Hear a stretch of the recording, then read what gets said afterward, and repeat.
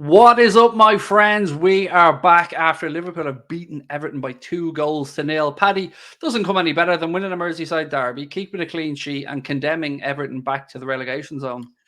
No, it certainly does not. And my word was that long overdue. And how good does it feel? I forgot what it felt like to win a league game. I think it was the first time since Leicester in December, I want to say. So yeah, very important win today, and it could be a catalyst. Yeah, I was a bit worried, Paddy, with the news, obviously, that Thiago was going to be out for 3 or 4 weeks. But I got a massive boost then seeing Firmino, Jota, and Virgil van Dijk back on the substitute bench today. It was great to just have them as part of the squad. And we seem from the off to be far more confident today. Yeah, feel good factor seems to be slowly but surely getting its way back in. To see those names on the bench after such a long hiatus is massive. And as annoying as the Thiago injury is, when we get on to certain performances, it certainly alleviates that pressure. But yeah, good vibes today, thankfully, because it's been nothing but kind of negative nonsense the last while, and finally we have some good vibes. Favorite moment of the game? Andrew Robertson laughing in the face of Jordan Pickford. Yes, I was hoping you were going to say that. He is just a peak shithouse, isn't he? He's definitely a player we would hate if we played against him, but he's our shithouse, and I love him. And I love seeing that T-Rex armed fool look silly, and that got a bit tasty. I never want my players to get in trouble. If there was ever a time I wouldn't have minded a player lamping one on another, it would have been Robbo on Pickford. Oh, Nana was doing my head in throughout the Yeah, game. Like, he left one in on Henderson. yeah. Then he was getting a bit snidey in that incident you spoke about on the sidelines as well. But then Verge came out and everybody scarpered. Yeah, to be fair, I was saying, geez, Onana coming in for them is big, but then you have Virgil and you're chilling. Listen, Onana's a great player, but he was at it today, wasn't he, with his shit housery? And I suppose in a derby you can't really give out to him. And Everton fans will be happy with his not his performance actually, but his attitude. But yeah, thankfully we got the better of them, because losing that today or drawing that today would have been a real sickener. Somebody summed up the whole Stefan BAJCETIC thing perfectly in our comments, Paddy. He said he's probably just saved Liverpool 50 million quid. Absolutely. We hear these kind of analogies, or this player could save us a few quid, and most of the time it's for a subpar player who most of us would be like, absolutely not. However, for the first time, I will make concessions and say, yes, absolutely. Stefan Bajcetic is a player, if nurtured correctly, as is currently happening, will genuinely save us 50 to 60 million. He makes us lead one less midfielder, and it's big. His performance today was just sublime. I'm looking forward to many, many years of reminding opposition fans that he cost us 200 grand, Paddy. 200 grand. Muchas gracias, Celta Vigo. Yeah, listen, he's just class, and that's why when he made that first couple of appearances, I think it was against City in the cup where he played, and he looked a bit out, like that midfield fairly smothered him, and everyone was like, oh no, I'm not sure if he's. And I was like, he's a kid, leave him in there, let him play. He'll come on leaps and bounds, and he already has improved so much. So who knows what can happen? And I tell you, that man has a big part to play against Real Madrid. He's so good, isn't he? Like, you can see the good grounding he's got from his father, obviously, who's a professional player himself. But to come in, and the Mm. games aren't going to get much more tasty than that, Paddy. Merseyside derby, under the lights, Everton fighting for their lives. If he can see and manage his way through that game, I think he's going to be fine moving on.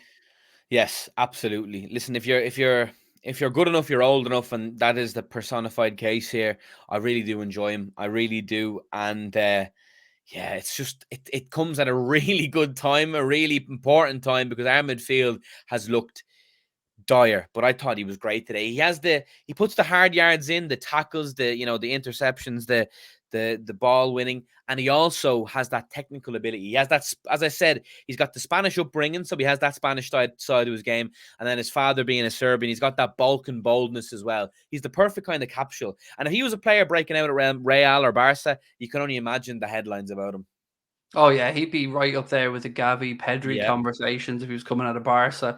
I want to just get your thoughts, Paddy, on Hendo today, because I thought finally we started to see the real Jordan Henderson show up again after a very sketchy period since the World Cup. Yeah, much improved. Absolutely much improved. A captain's performance and a game you expected him to come back into. And yeah, he done well today. Now, listen, Everton are 18th place for a reason, but he still has to come in and do a job. I love Henderson. I still wouldn't back him in the best midfield three when all said and done. But right now, I have no harm in it when he puts in shifts like that. He presses, he puts the work in. And I tell you what, that's a big plus when you see some of the other players we've had to play with recent times. But yeah, much improved from the captain. No Jones in the matchday squad today. Was he injured as well, or is he just being left out? Because Carvalho's a knock, Canada's a knock, Thiago's got a hip flexor injury, but I hadn't got any word on Jones. Is he injured, or was he just left out? I'm in the same boat as you. I'm actually not too sure. I wish no ill health on him at all, but you don't miss Curtis Jones in a matchday squad. Let me tell you. Right, let's talk about the goals, Paddy. Let's talk about the first goal. It was like Liverpool of old, wasn't it? Everton nearly scored. They hit the post, we clear it, and then it's all about Darwin from there on in. Yes, Salah scored it, but it's about Darwin's work rate and the fact that I don't know what the fuck Pickford was at. I don't know where he was going, Paddy. I have no idea. Yeah, listen, it was a three-way effort for that goal. Darwin, Salah, and Pickford. Pickford helped us out there with that god-awful positioning. And the run and burst and the counter from Darwin was exemplary. The pace down that left side, the pass, and Salah with the finish, to be fair. And he's been a player that has been really out of form the last while, and that goal will do him the world of good. And the celebrations were great to see. The passion on his face with Robbo in behind. It was just great to see a feel-good factor finally, because like God knows it's been a while. Yeah, it was very clever finish as well for Mo. Just, he knew all he had to do was cushion it into the net because Pickford was, I don't know where he was off to. I'm going to keep saying that, but I don't. But yeah, delighted for Mo. The second one, Paddy, was just a good goal all around. Great ball across from Trent, and Cody Gakpo couldn't wish for a better goal to open his Liverpool account. No, absolutely. Yeah, no, a great, well-worked goal. And it's a double-pronged happiness because Trent finally gets another assist. He's been struggling. I was looking back at a video I made about the start of the season. I predicted Trent to get the most assists. And that shouldn't have been a bad take, but he's made me look fairly foolish. But good to see him get back in it and good to see Gakpo score. Wow, it really is. There was people making 007 memes, 0 goals, 0 assists in 7 games. And on the 7th game, he gets his goal. And I tell you, the moment he scored that goal, he looked on fire. I said exactly the same during the watch along. It's like someone flicked the confidence switch in him and he was doing things differently straight away. But listen, that's what confidence is so key, especially for a young attacker coming to a new league. Down on your confidence, it's gonna negatively affect your whole makeup and your psyche. But as soon as that goal goes in, he's flying, and that's a really, really good sign. And it comes at a really, really good time with Newcastle and Real Madrid upcoming. Little word on Darwin. Didn't get on the score sheet today, but I thought it was another incredibly hard-working performance from him. Absolutely. The people who don't watch the games will say, "Oh, no goal again," but he was great today. Again, the assist was superb. He runs his heart out. He presses. He wins duels. He puts in a really good performance and everything but a goal. To be honest, but he's instrumental in the win. And he's had many of those performances this season where he may or may not have got a goal or an assist, but he is directly involved with all the good things that we do. Over the past week or so, it feels like an eternity since we last played, but we've seen Newcastle drop points. We've seen Spurs go full Spurs and capitulate against Leicester. We've seen United drop points midweek, albeit they won at the weekend.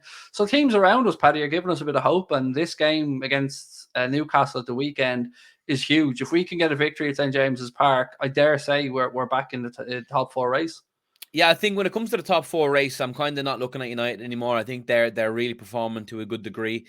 I think it's Newcastle that we should have our sights on. As you said there, we played them on Saturday, and that is such a huge game. You beat Newcastle, and we are right back in it.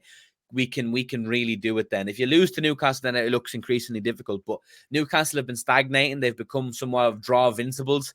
But if you beat Newcastle, Craig, I'm certainly feeling a lot more confident. And I know we've had a poor season by all accounts, but to get top 4 from this position would feel really, really good. You know what? People will write us off and count us out and say, yes, this was one win. But just look back over history. We come on strong in the latter part of a campaign. And all we needed was a spark to ignite that confidence. And now it's looking like anything is possible, Paddy. I mean, who knows? Who knows where we end up? Newcastle have their own injury concerns. Yeah. So if we can pick up, I mean, even a draw wouldn't rule us out. We just can't lose that game. A win's ideal, but a draw wouldn't be the end of the world.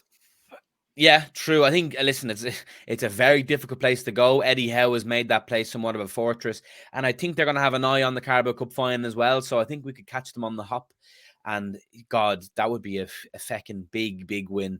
And I really hope so. I really hope so. Because if you look at last season, as good as it was, it ended horrifically. So we could actually end this season better than last, which would be a serious turnaround considering where we've been.